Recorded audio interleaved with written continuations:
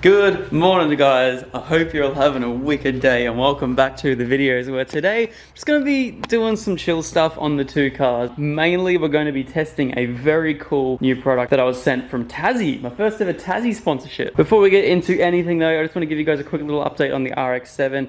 Just been going through and just doing a few little bits here and there in terms of vacuum lines and just wiring and everything, and just working out what I need, what I don't need, and yeah, just having a little bit of a play around. So everything's looking really nice at the moment. We're still waiting on a package from Vinifab so we can get the coils installed as well as that water neck, and then we can fill everything up with coolant. Aside from that, everything is looking really good. But one thing I have been wanting to do on this car for a very long time now, we still haven't got an ECU just yet. It hasn't been ordered, hasn't done anything. Still waiting at the moment. But we have a very special little product that I really want to show you guys. And I think this is honestly going to be one of the coolest things that are going in this car, so we can make sure everything is running flawlessly. Let's check this out. So you guys all know we got this triple gauge pod done by Matt, and we've been working out exactly how we want to work this all around. He 3D printed this gauge for me right here, this gauge pod, which sort of sits in the like center speaker section right here. So originally it was like a 2 gauge pod thing, and then basically just duplicate that and move it to the other side there, so that way we have a triple gauge pod, which works and looks awesome. However, now we ran into the issue where everything is basically pointing straight forward, which we don't really want. So I did this really weird ghetto fix because I was like, I don't know how I'm going to measure the angle as to which we need to change the gauge pod around so it faces the driver. So I literally went into my phone. So without showing you guys my address, you guys can see that it tells you the degree of angle. So if we jump up here, right, and we line up that exact face with 88 degrees, we then line up the compass with that, and it shows us the degrees of how much we need to change it, which is amazing. So yeah, it's a little bit ghetto, but it works. And we currently have a new 3D printed piece coming that's going to sit flush with that. But that's not what we're talking about today. We are talking about this beautiful gauge right here by CanChecked. So a couple of days ago, I was approached by a company called PT Motorsports. They're down in Tassie, and they specialize in wiring and a few of these little gauges and stuff. But one of them being this CanChecked gauge. So if you guys remember when I was wondering about how I was able to check AFRs while on the fly, you know, I could go out and get a standalone gauge that I will be able to then read AFRs through that gauge via the CAN network on my ECU.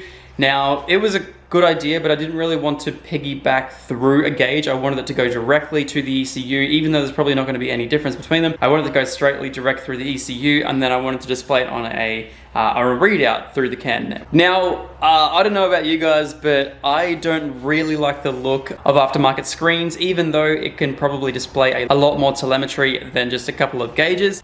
In my incredible FDRS, having these beautiful white gauges here, I would hate to cover that up with a massive big screen. I mean, it does look cool, but at the end of the day, I really wanted this to just be a nice, comfortable daily driver, and to have a massive big readout kind of shouts race car to me, and I don't know, I really wanted to try and keep it the nice retro and period correct look without having stupid stuff everywhere like this horrible Apexi Power FC hand controller and all that stuff. I really just wanted to keep it nice and simple and period correct, and putting a gauge in this car was a big no-no for me. So amazingly, PT Motorsports saw that video and they let me know about these incredible products by CanChecked. Now, before I go in depth with what this thing can do, please go check it out at the PT Motorsports website, which I'll leave a link down below. And 5ZAC5, that code will get you guys 5% off the CanChecked gauge. As far as I'm aware, these things are brilliant value for how much you pay versus what you can do with them. I'll let you guys know about all the stuff we can do with it, and then hopefully, fingers crossed,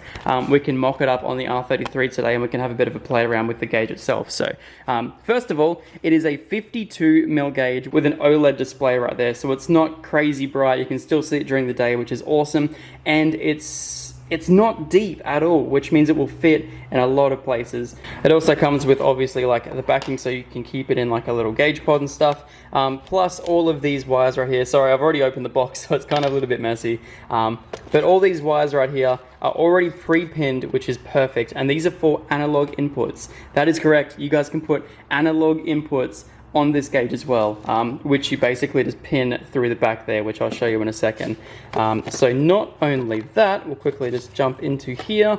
All the wiring that comes with it is perfect. So from what I've found so far, this one right here goes into a USB port, which you can then update the CAN checked gauge via your computer. Just goes through that one there, so that's not really anything we need to worry about. These two here go into the back of the gauge itself, and then it's as simple as just connecting your CAN high, CAN low, and then your positive and negative, which is just so easy. So I'm really hoping that I can just mock this up in the 33 today, because this is literally the same connector that we used for the R33. So I hope that maybe the CAN high and CAN low aren't switched around. We might even be able to just quickly repin this or something, so that way we can double check and just have a bit of a play around with this right here. But yeah, it's as simple as CAN high, CAN low, positive, negative, and then basically with this pin right here, with this massive, all of these outlets or inlets here, we can repin analog gauges. So I'll show you that in a second anyway.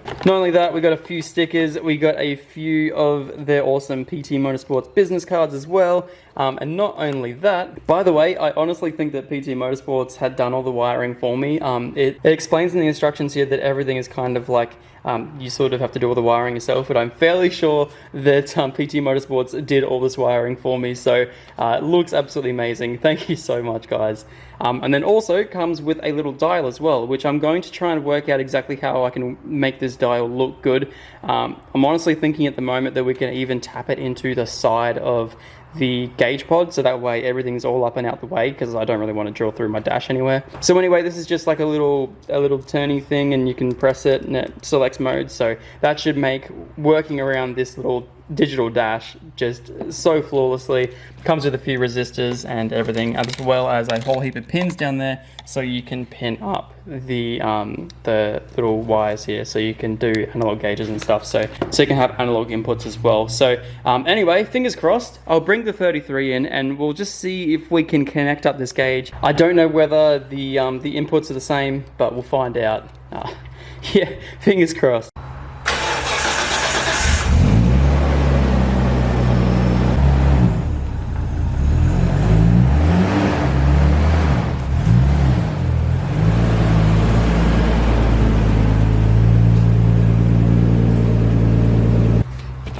Ooh, she is a hot one today. I'm praying that we can just plug it in and just set it up on the ECU, just with all the wiring that I've already done. I am fairly sure it's all the same. CAN high and CAN low are just switched around, but positive and negative are the exact same. The plug's the exact same.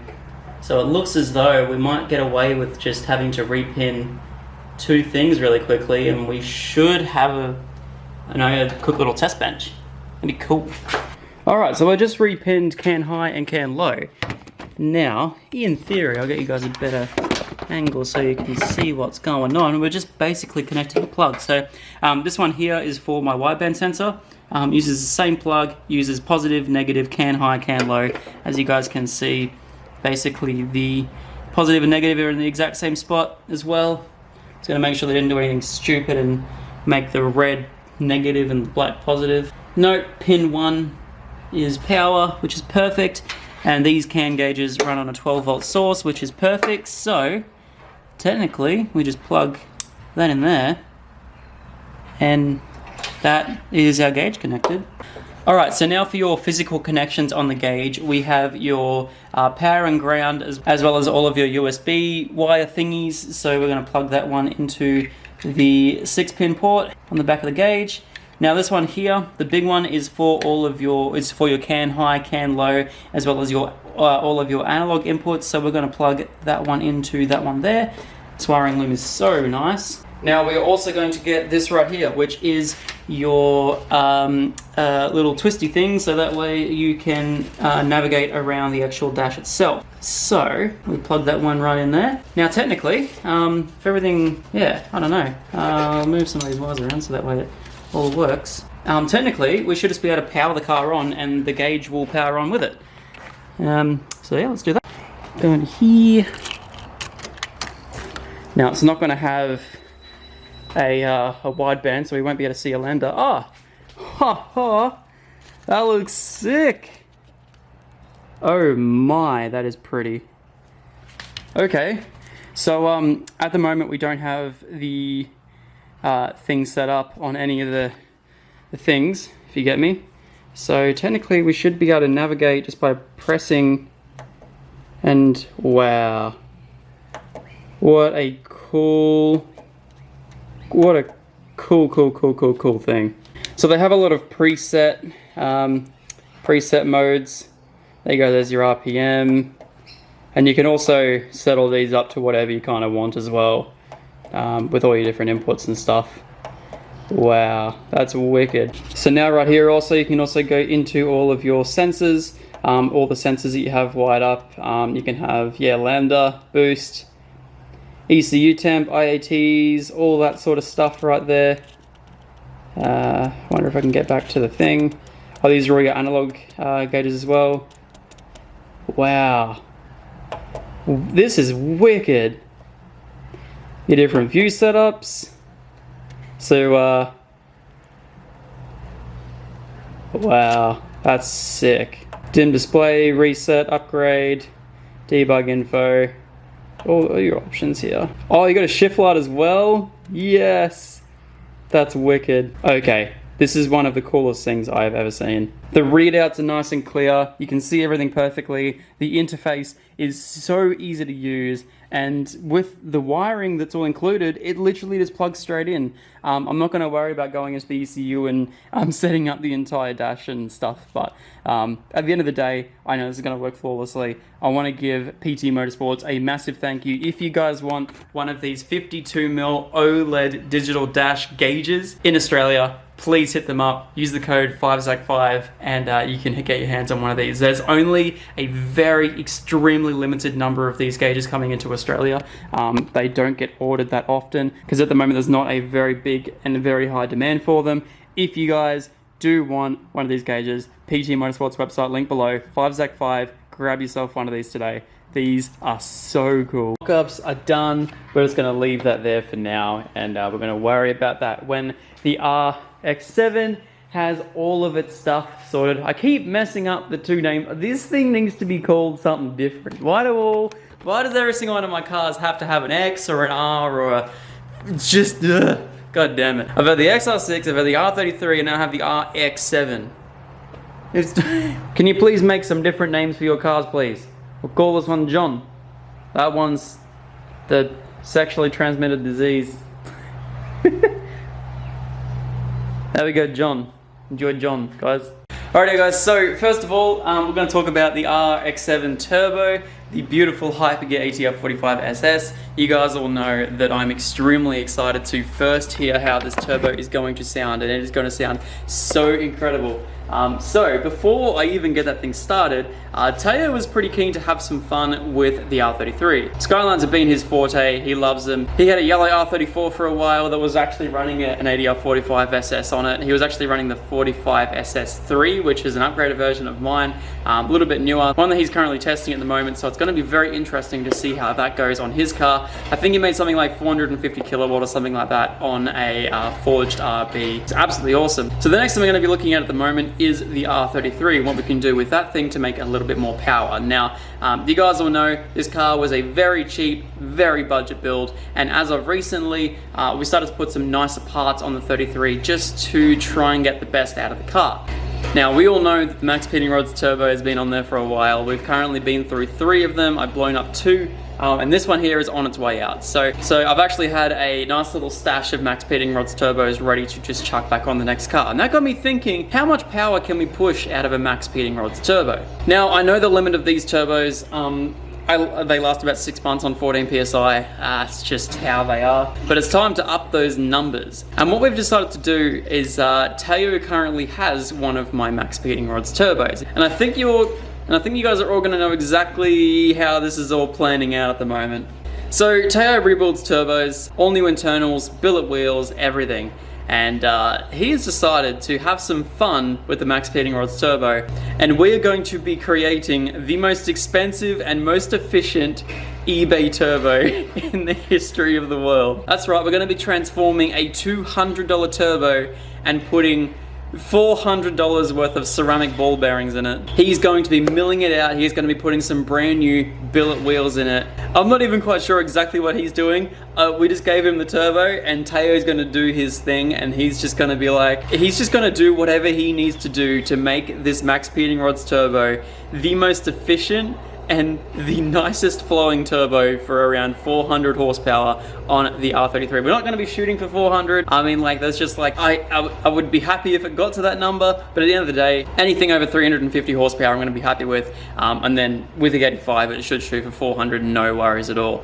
So I'm also thinking at the moment, the easiest way to be able to retain the stock manifold and the location and all the piping that we have currently there, because everything's going to work with this new Hypergear upgraded Max Speeding Rods turbo. I'm also currently deciding on whether I want to keep it internal gate or external gate, so that's going to be another thing we're looking at the moment. I think the easiest way would be to literally just weld a V-band onto the top of the exhaust housing. I think that's going to be the easiest way, and then we can just literally put a screamer straight down. And then also with this one here, I will definitely 100% route it back in to the exhaust and have that V-band removable section, so that way we can keep taking it to lakeside events and stuff like that. So that is the plan for the 33.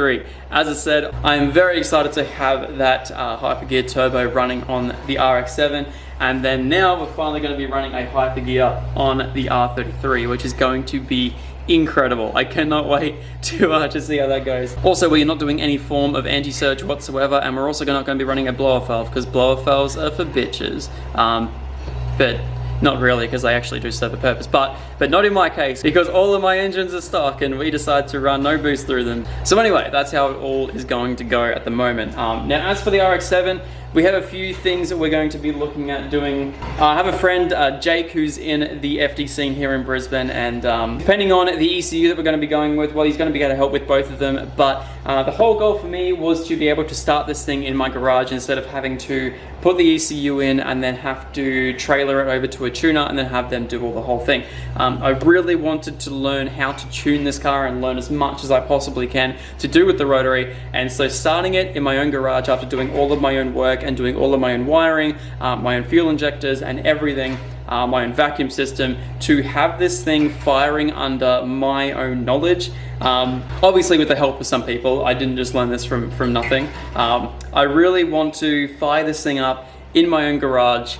It'll just kind of be like the icing on the cake for me. So Jake has offered to come and help out start this thing for the very first time in this garage right here, where all of the work happened, apart from the welding and fabrication and stuff. All the lines, injectors, all the coils, all the little tiny block off plates that I made, everything to do with this car is going to be getting its first run through in this garage, and I'm very, very stoked about that. So yes guys, that is the plan for the two cars. Yes, once again, this one here is getting a new turbo, a Hypergear built turbo, and this one right here is going to be getting an ECU and a few little things, then we'll send it to the dyno. I really want to have it done by the end of November, but obviously that's funds provided. This sort of thing isn't cheap. I'm pushing my hardest to get this thing done for you guys and for myself. So I hope you guys really enjoy it. I'm sorry, such a little bit of an update video, but yes. Anyway, I'm gonna go upstairs. I've had a huge week and there is such a big change coming to the channel very soon, which I think you guys are really gonna enjoy. I am very, very tired. I've had a massive week from sorting that out, and I'll see you guys in the next few days. Have a good one, guys. Peace.